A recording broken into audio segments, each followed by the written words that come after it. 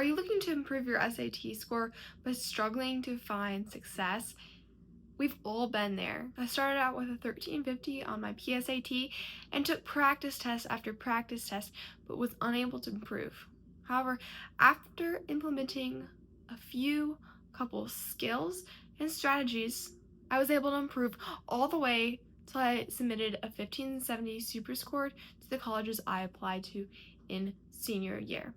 In this video, I'll talk about how you can implement these same skills and strategies into your study sessions to improve your score. In October of my 10th grade year, I took the PSAT and got a 1350. This was right in line with everything I had been scoring on practice tests in the summer, even though I had been studying. And I realized at this point, if I was trying to get national merit, I would have to do better. So in December, I implemented some new study strategies. I sat down and analyzed what I needed to do in order to improve. Not just covering everything or doing a base review study time, but focusing on the areas I needed to improve the most. I identified two main places. First, the time. I was running out of time in math. And secondly, I didn't know all the key concepts I needed to answer the math problems. So I worked through Khan Academy on their new digital SAT problems, practicing the types of problems I didn't yet know all the content for, watching the videos, going through their answer explanations. I also used old paper SAT resources because they give me less time to answer the problems, forcing me to get stronger and faster. Then in March, after identifying these weaknesses, I was able to sit down and take the SAT scoring a 1450. In the summer, I did a similar thing with the reading and writing, identifying my weaknesses and focusing on that. I realized that my vocabulary needed some work, and so I discovered a vocabulary trick that helped me to score better. You can find that on my channel if you're wondering more.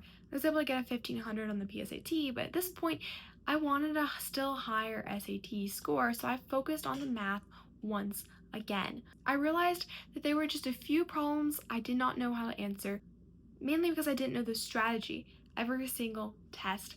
And so I took practice test after practice test, carefully analyzing every single problem I got wrong or wasn't exactly sure about, so I knew that if the same type of problem came up on test day, I would know what to do.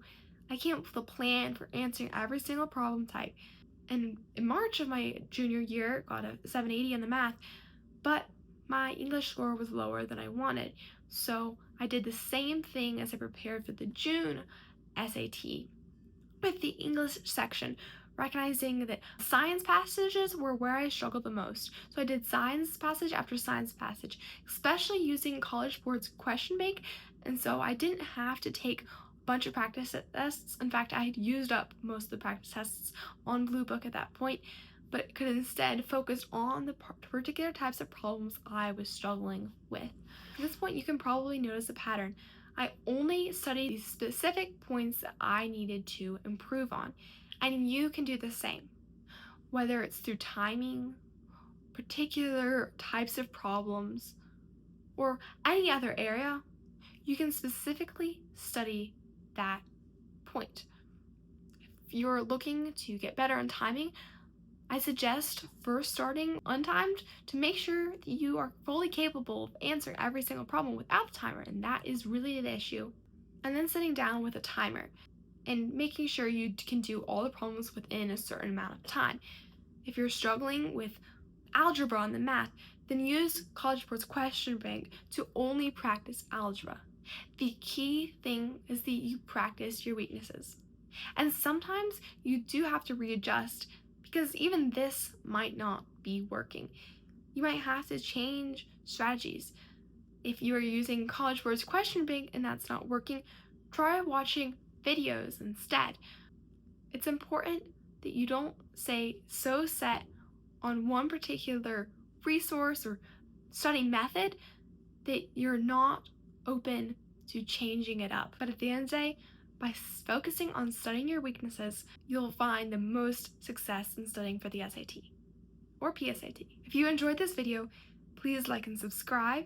I was able to get a 1570 at the end of the day on my SAT, and I hope you can score just as high. If you have any questions, ideas for future videos, please put those in the comments below, and check out the rest of my channel, which includes a bunch of things on SAT, specific SAT study tips, and strategies for college applications. Thank you so much for watching, and I'll see you in the next video.